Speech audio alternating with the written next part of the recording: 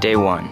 You're the head of the LA 84 Olympics and discover that on your first day, you're not making your first dollar, but realize that you have a shoebox containing $300,000 in bills.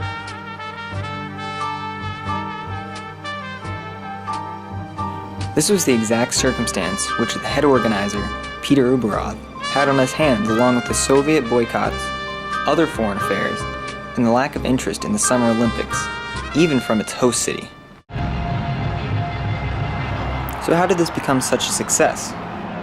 With an original budget of $300,000 in debt and no government funding, Ueberroth had to find a way to make the LA Games profitable and continue the legacy of a dying concept, the Olympics.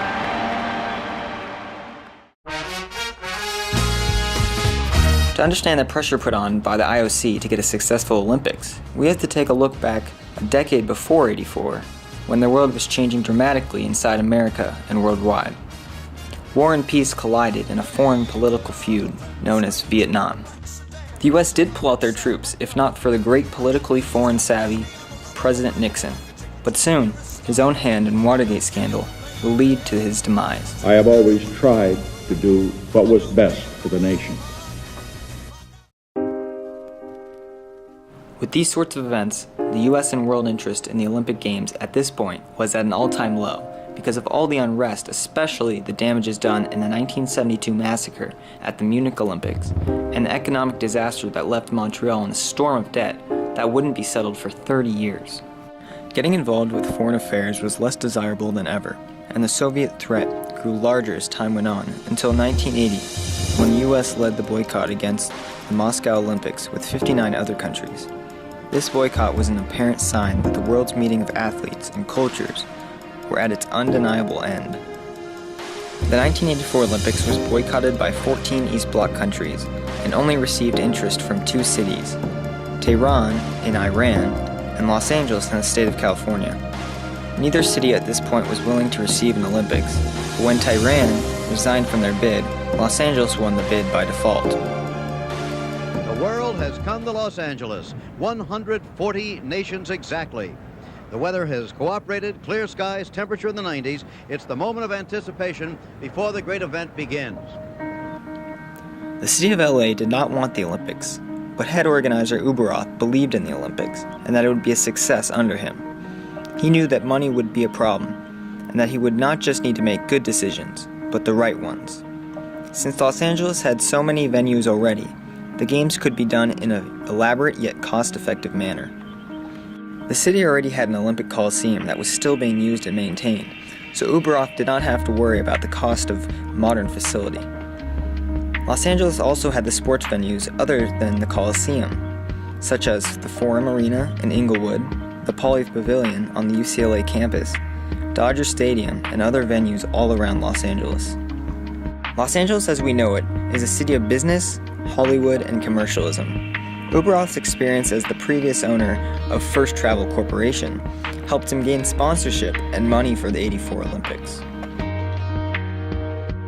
ABC bought the rights to televise the Olympics for over $2.5 million. Organizers under Ueberroth set the stage for promotional materials, advertising, products, and even revolutionizing the idea of the art festival with now iconic freeway murals to create hype for the games in 1984. The money generated from all these decisions was enormous, and the American spirit of the Games was ready to shine alongside the world. LA was ready to face the world proudly with a successful setup, and not a dime of it was government money. The 23rd Olympiad of LA was a complete success and rekindled the legacy of the torch with an all-new American spirit shared over the world. An abundance of nations participate despite the Soviet boycott. We saw the first ever Olympics to be opened by an in-office president of the United States. New exciting stars in motion like Mary Lou Retton win all gold. And we even saw the reinduction of amazing Chinese athletes not seen since 1952 games. The 1984 Olympics are considered the most financially successful modern Olympics, and it's apparent to see why. What people saw from the outside looking in inspired several due to the blood, sweat, and tears of hard work by both athletes and coordinators to make the Olympics happen under the pressure of social horrors and economic depression of the past decade.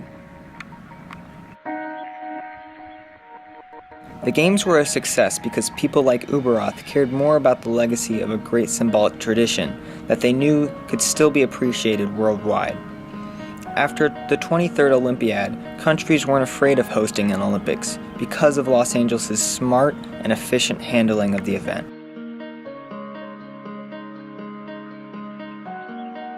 LA 84 was made to span generations to come, and it did because of people's efforts and interest in athletes who inspire the dream to overcome obstacles that are standards set high, but always within reach.